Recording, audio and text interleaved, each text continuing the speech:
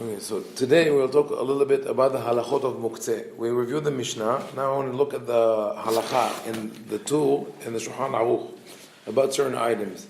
And that in the tool is it's from chapter 308 to 312. 4 chapters dedicated to the halachot of Muktzeh, the things that you're not supposed to move on Shabbat.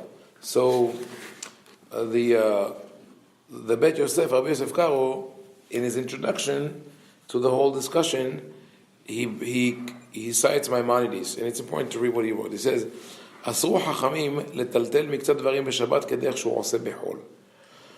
The rabbis forbade moving certain things on Shabbat the way you do on a regular day. And why did they make this prohibition? Amru, ומה אם הזהירו נביאים וציוו שלא יהיה הילוכך בשבת כהילוכך בחול ולא שיחת השבת כשיחת חול. The prophets warned us against walking on Shabbat the same way we walk on a regular day, talking on Shabbat the same way we talk on a regular day, meaning that we have our behavior should express the special respect that we have towards the day of Shabbat. שנאמר ודבר דבר, that's the phrase we say in the Kiddush, Mimtzu Hafsecha v'daver davar. Respect the Shabbat and don't treat it like a regular day. Kal v'chomer shelo yeh tiltul b'Shabbat ketiltul b'chol, kedei shelo yeh keyom chol b'einam. Says so. Even more so, you should not touch objects and move them around the way you do on a regular day. Otherwise, you will end up moving stuff at home from place to place, organizing and ordering. Because if a person sits home all day, starts thinking, okay, what can I do? Let me go organize the drawers, the cabinets, the garage. So even though he did, all the things that he did were permissible, but the atmosphere of Shabbat was gone. And he says, כשיבקר ויתלדל כלים שמלאכתם לאיסור, אפשר שיתעסק בהם מעט, ויבוא לידי מלאכה. Also, when he moves around stuff that is usually used for something forbidden, maybe he'll end up using it and will do something forbidden on Shabbat. And additionally, מקצת העם אינם בעלי אומנויות, אלא בטלים כל ימיהם, כגון הטיילים ויושבי קרנות, שכל ימיהם הם שופטים ממלאכה. And so some people don't work. The whole life, they call Yoshvei Kranot, they sit at the corner at the coffee house, sip coffee, play chess or sheshbesh or whatever, tayalin, they just travel from place to place. And then if those people could do whatever they do on a regular day, they never work on a regular day. So for them, how can it be different? By not touching those objects. And it says, מפני דברים אלו נגעו באיסור הטלטול ואסרו שלא יטלטל אדם בשבת. And because of all of that, the rabbis forbade moving stuff around the Shabbat. Now that sounds very convincing, but that's not what the Gemara said. Remember what the Talmud said? The reason the rabbi forbade use of certain objects is because people were transgressing Shabbat by merchandise, lighting fire, whatever. And the rabbis realized that by attaching the prohibition to an object, it will prevent them from doing so. Besides that, the arguments of Maimonides themselves contradict the Gemara, because when he says moving stuff around on Shabbat is not forbidden.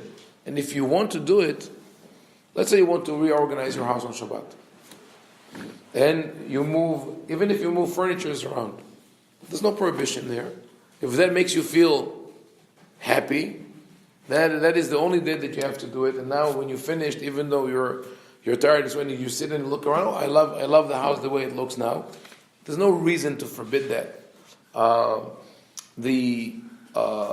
The second argument is when you touch it, you might end up doing something forbidden.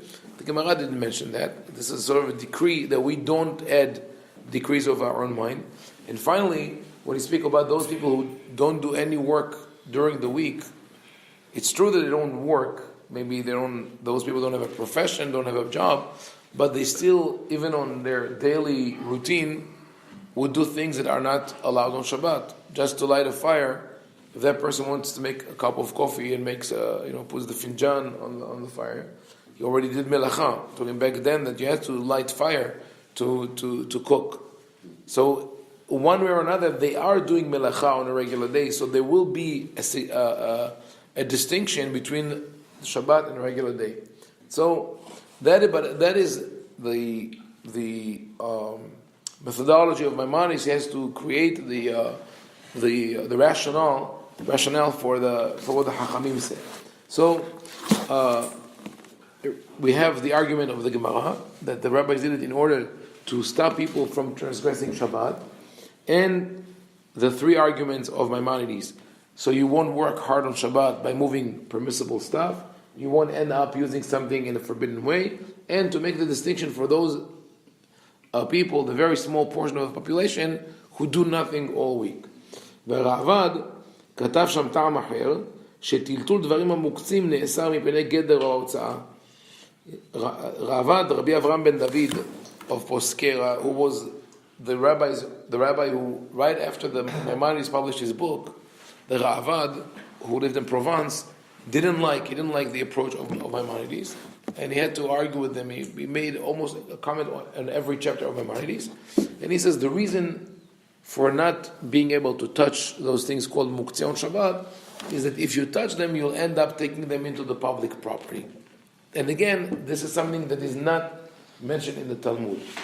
And that is sort of a rule of thumb. Whenever you find too many explanations for a certain thing, you know that probably none of them is right.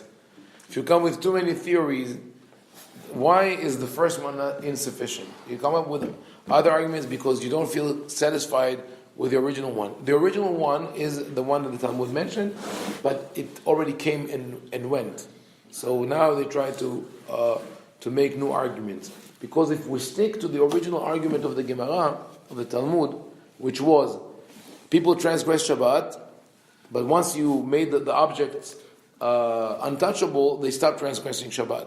So once that understanding sank in and everybody now is observing Shabbat, you should have lifted the ban completely, which they did, but then slowly it crept back in at the time of the Talmud. Maybe this element, as we spoke about yesterday, what happens in the process of legislation. So 1,000 years later, when Rambam and Avad, 11th century, they look at the literature, they say, how did we come to this point of forbidding the touching and moving of so many objects? So they have to come up with new arguments.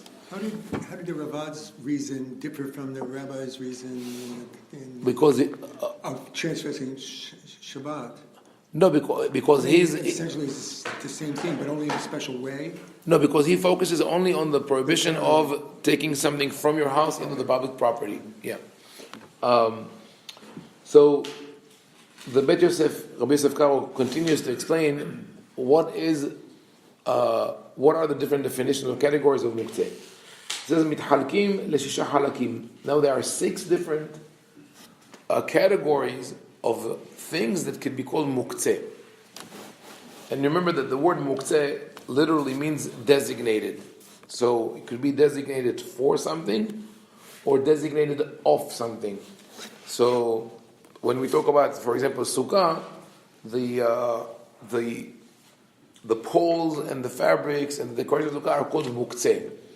Not that you cannot touch them, but they are designated for the mitzvah of Sukkah, so you cannot use them for something else. And when we speak about Shabbat, Muktzeh means designated and pushed aside so you don't touch it. So what are these? It says, Hayhad Klishu Muktzeh Mehamat Hesron Kis.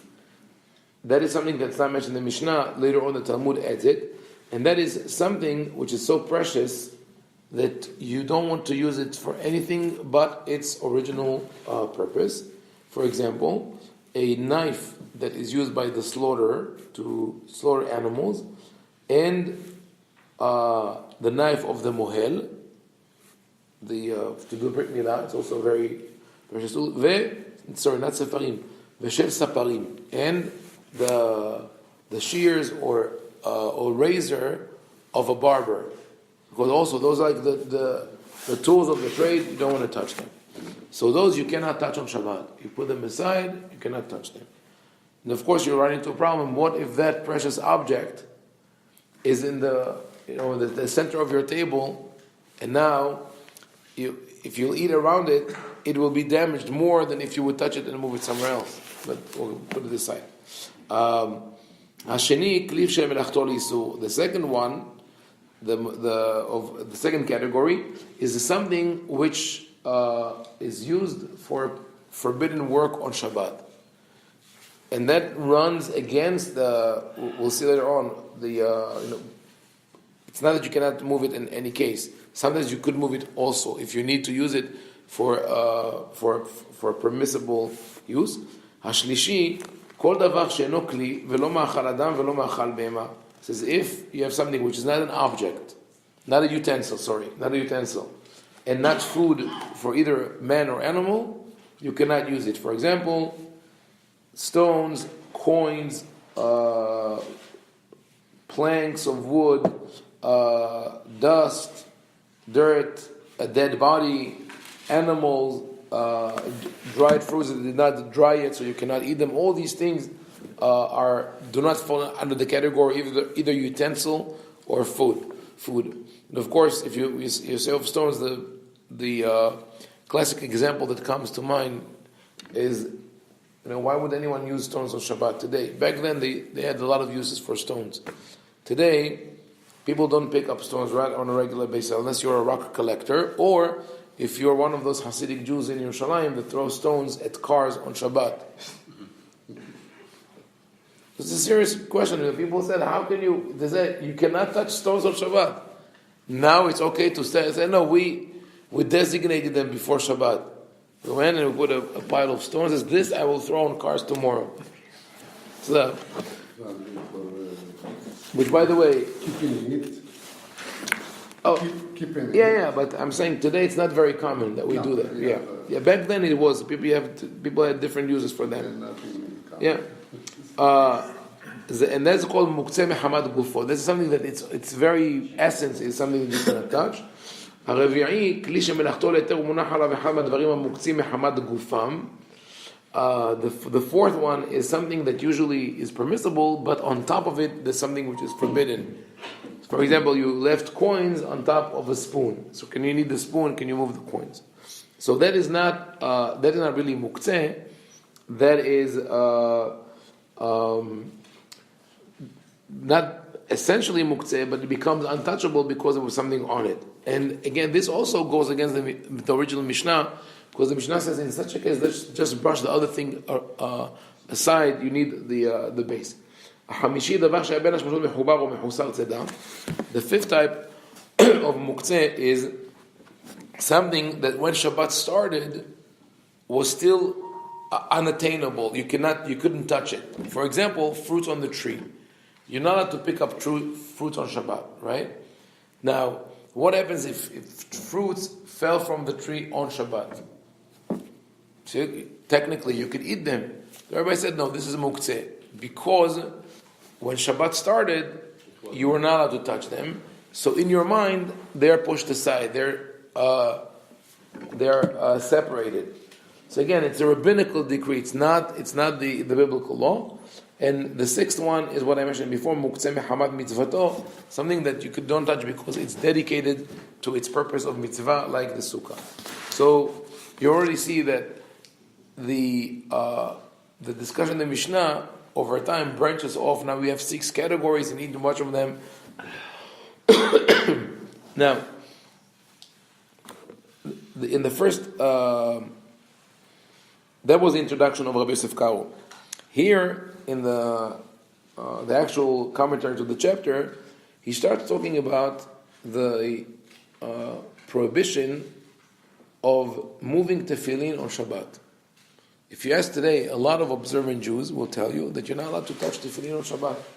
And that if, God forbid, you forgot to take the talit out of your tefillin bag before Shabbat, you cannot touch it. So some people would not touch it at all, will borrow a talit. Some people will try to slip the talit out of the bag without touching the tefillin in different ways.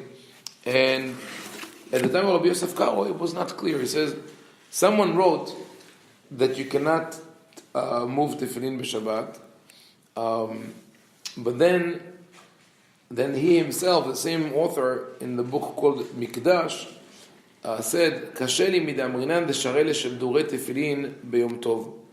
In the Mishnah it says that if you want to send someone as a gift tefillin, you could send it on the holiday, on Yom Tov, because the only problem is carrying. On Yom Tov there's no problem of Arukh, so you could send it. U'me'ata b'Shabbat deled b'din mishalech. So but on Shabbat the only problem is you can't send it in the public property, but you would be able to touch it at home. So and he says, but I think that if you need to move it just to touch, if you move from place to place, or if you, like say you need to take the talit, that's okay. And he says, V'arav Rabbi Levi ben Haviv, Ma'aralbach, who was an opponent of Rabbi rabbi-karo, but now he calls him להלכה, כתב עליו דמרגלה בפומיים דינצ'ה, שתפילין אסור לטלטלן, וקצתם אומרים, שהם מוקצה מחמת מצווה. Some people say that it's the tefillin are muktzeh because they are dedicated to a mitzvah. And Rabbi rabbi-karo concludes here, נראה מלשונו, cause the ראש, שאין בתפילין דין מוקצה כלל, דין כן לא אבא שתיק מיני. He says, I don't think that the halakha of muktzeh applies to tefillin at all. And he calls it תוספות. They say, אם ירצה אדם להניח תפילין בשבת, אין איסור בדבר כלל. So now we come to a surprising statement that we start with Muktzeh, but we end up with another statement. We don't put tefillin on Shabbat, right? Not on Shabbat, not on Yom Tov. Why is that? כי מה שאמרו, יצאו שבתות וימים טובים שהם עצמם אות, היינו שאין צורך להניח בהם תפילין. When the Talmud discusses the mitzvah of tefillin, the Mishnah, it quotes from the phrase that we read every day, והיו לאות על ידך ולתותפות בין עיניך. The tefillin should be a sign on your hand. Now the Shabbat, when you talk about Shabbat, the Shabbat is also called a sign. אות היא ביני ובינכם, ביני ובין ישראל, אות היא לעולם.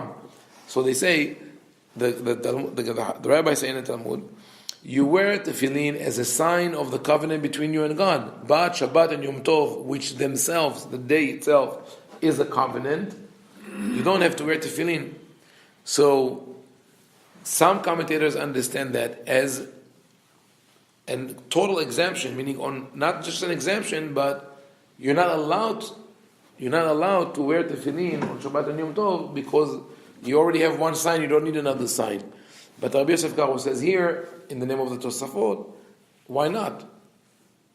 If you want to wear, if you wear a medal showing that you are a loyal citizen or that you served in the United States Army, and then you have another medal, why not wear both medals? There's no problem with two signs. And he says, וכך הם דברי רש"י והר"ן, that, and he says, Rashi also says, and also Rabbeinu Nisim of Cherona, so both Ashkenazim and Sephardim agree that if you want to wear tefillin on Shabbat and Yom Tov, you're allowed to do so. Now, don't do it at the synagogue. Yeah.